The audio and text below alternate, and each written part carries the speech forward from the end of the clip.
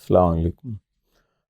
آج کی ویڈیو میں انتہائی درد دل کے ساتھ بنا رہا ہوں، کیونکہ ہر اوورسیز پاکستانی کی طرح میرا دل یہاں رہ کر بھی آپ ہی کی طرح وطن عزیز کے مسائل اور اپنے ہم وطنوں کی زبوں حالی کی فکر میں بے چین رہتا ہے۔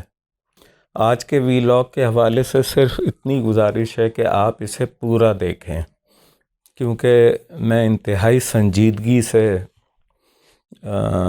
آپ ہی کے مسائل کے حوالے سے آج بات کروں گا، اور میرا موضوع یہ جو حالیہ مہنگائی کی لہر ہے، خاص طور سے پاکستان میں جو اس کے اثرات ہیں، اس سے متعلق ہے۔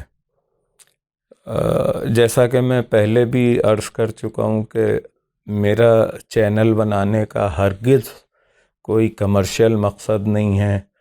ریٹائرڈ لائف میں صرف وقت کے تصرف اور آپ کے لیے اگر میری کسی ناچیز رائے سے کوئی آپ کو استفادہ حاصل ہو سکتا ہے تو یہ میری خوش نصیبی ہوگی۔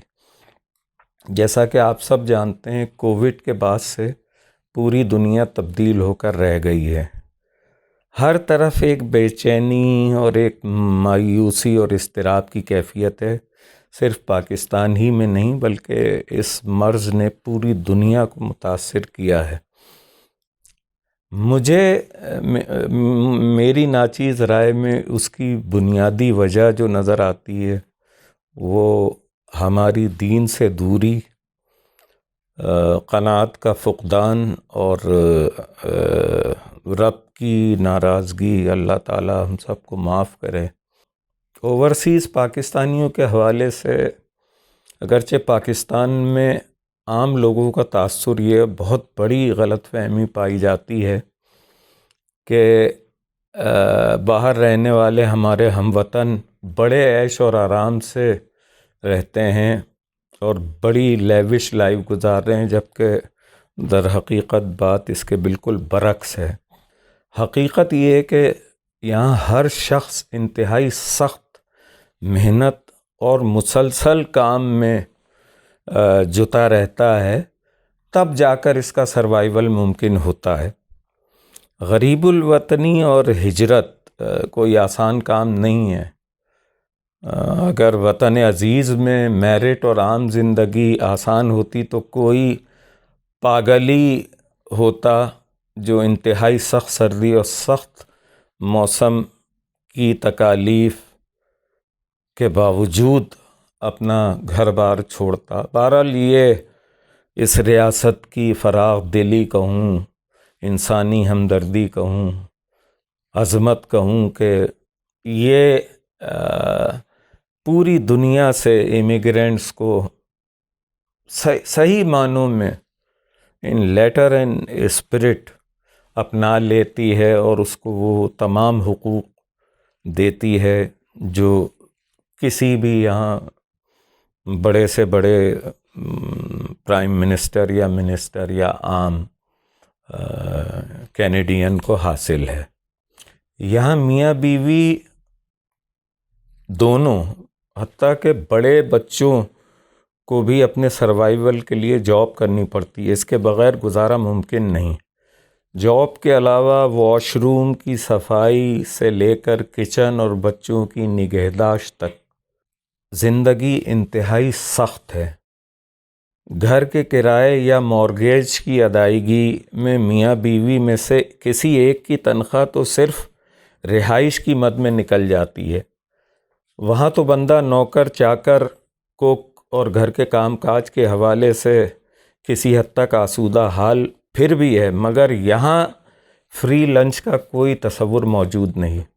عملاً اگر مجھے حضرت عمر لا اگر کہیں نافذ نظر آیا تو وہ یہ عظیم سرزمین کینیڈا کی سرزمین ہے، جس نے ان لیٹر اینڈ اسپرٹ عمر لا کو اپنے نظام کا حصہ بنایا ہے، اور یہ اس کی ترقی اور خوشحالی کا بنیادی راز مجھے جو سمجھ میں آیا، ان کی ترقی اور خوشحالی کا راز ہی یہی ہے کہ حکومت، اپوزیشن اور عوام سب ایک پیج پر ہیں اور اپنی مٹی کو اون کرتے ہیں۔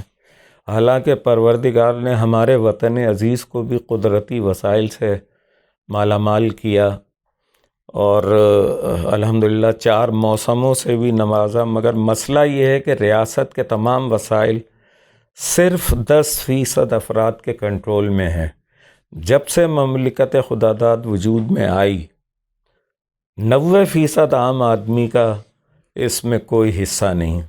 چند خاندان یا جاگیردار ملکی وسائل پر قابض ہیں اور اب ان کی نسلیں تیار ہیں۔ کبھی کبھار تو میں اتنا مایوس ہو جاتا ہوں کہ دل میں یہ خیال آتا ہے کہ آخر ہمارے باپ دادا نے بھی تو 200 برس غیروں کی غلامی کی، تو یہ تو پھر بھی ہمارے اپنے ہیں، چند نیک بندوں کے صدقے جنہیں کوئی بھی نہیں جانتا۔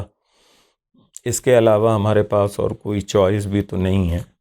ہو سکتا ہے ان کی اولادوں میں سے کوئی مخلص ہو اور اس ملک کو لے کے اوپر چلا جائے، کیونکہ یہ جو موجودہ ہماری گزشتہ حکومتیں رہیں، اب ان کی نسلیں ماشاءاللہ جوان ہیں اور باصلاحیت بھی ہیں، تو let's hope for the best in future.